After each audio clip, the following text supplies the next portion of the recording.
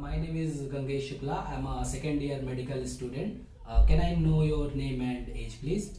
Surendra Shukla, age 26. Okay. Today I'll be performing cardiac examination. So you have to remove your shirt. Is that okay with you? Okay. Okay. And during the procedure, if you feel any discomfortability, just let me know. Okay. Okay. Okay. To assess amplitude and contour, the patient should be supine with the head of the bed elevated at 230 degree. First, inspect the neck for carotid pulsation, often visible just medial to the sternocleidomastoid muscle. Then place your index and middle fingers or left thumb on the right carotid artery in the lower third neck and palpate for pulsation. Press just the medial border of the relaxed sternocleidomastoid muscle, roughly at the level of the cricoid cartilage. Avoid pressing on the carotid sinus, which lies adjacent to the top of the thyroid cartilage. For the left carotid artery, use your right finger or thumb. Never palpate both carotid arteries at the same time. This may decrease blood flow to the brain and induce syncope.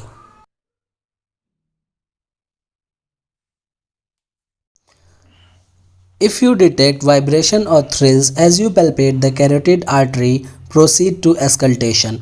Auscultate both the carotid arteries to listen for a bruit, a murmur-like sound arising from turbulent arterial blood flow. Ask the patient to stop breathing for 15 seconds and then listen with the diaphragm of the stethoscope, which nearly detect the higher frequency sounds of arterial broods better than the bell. Place the diaphragm near the upper end of the thyroid cartilage below the angle of the jaw.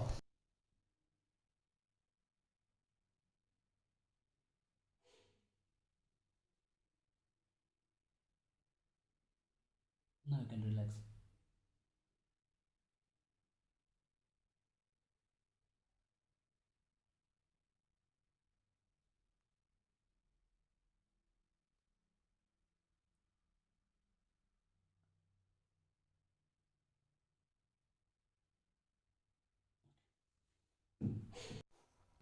With the patient on the same position, standing on the patient's right side, inspect the anterior chest may reveal the location of the apical impulse or PMI, or less commonly the ventricular movement of a left-sided S3 or S4. To palpate heaves and lifts, use your palm or hold your finger pads flat or obliquely against the chest. Palpate in the second right interspace, the second left interspace, along the sternal border and at the apex for heaves and lifts. Heaves and lifts are sustained impulses that rhythmically lift your fingers. For thrills, press the ball of your hand on the chest to check for a buzzing or vibratory sensation caused by underlying turbulent flow. If present, auscultate the same area for murmurs. For palpating apical impulse, use the palmar surface of your several fingers.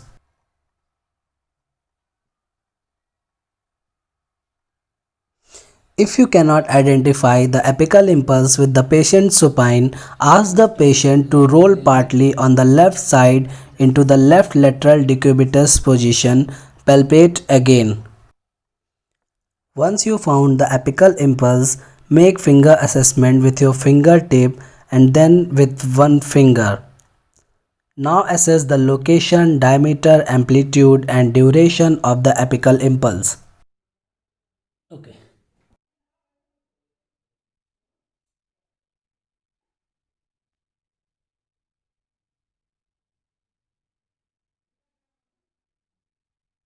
Okay.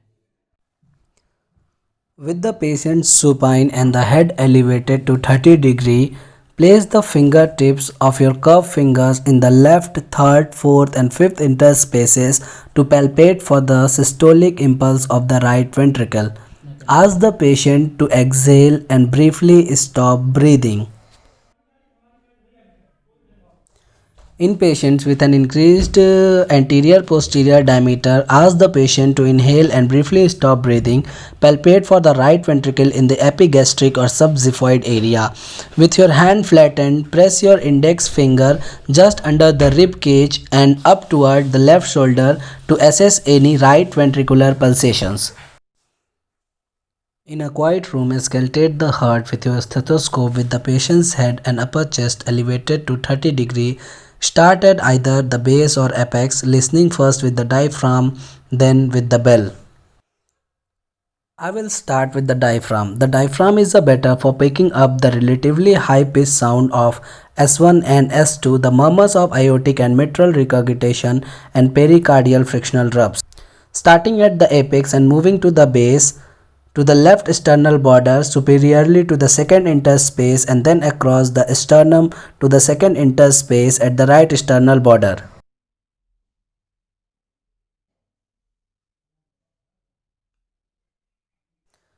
Then using the bell, which is more sensitive to the low pitch sound of S3 and S4 and the murmur of mitral stenosis. Apply the bell lightly with just enough pressure to produce an air seal with his full rim. Use the bell at the apex, then move medially along the lower sternal border. Resting of the heel of your hand on the chest like a fulcrum may help you maintain light pressure. Firm pressure on the bell can stretch the underlying skin and make it function more like the diaphragm. Low pitch sounds like S3 and S4 may then disappear on observation that can help identify them.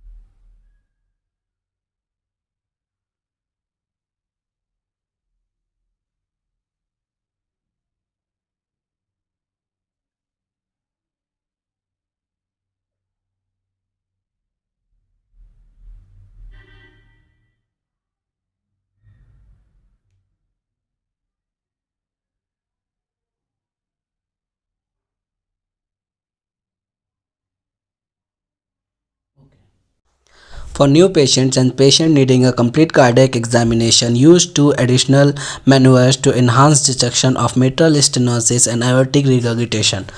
Mitral stenosis: ask the patient to roll into the left decubitus position, which brings the left ventricle closer to the chest wall.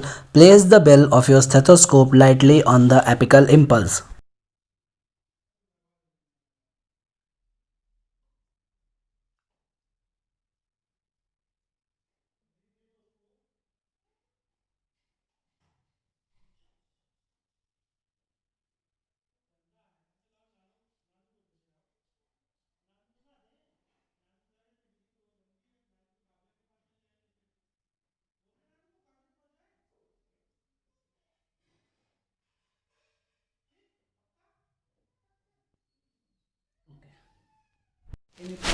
For assessing aortic regurgitation, ask the patient to sit up and lean forward, exhale completely, and briefly stop breathing after expiration. Pressing the diaphragm of your stethoscope on the chest, listen along the left sternal border at the apex, pausing periodically so the patient may breathe.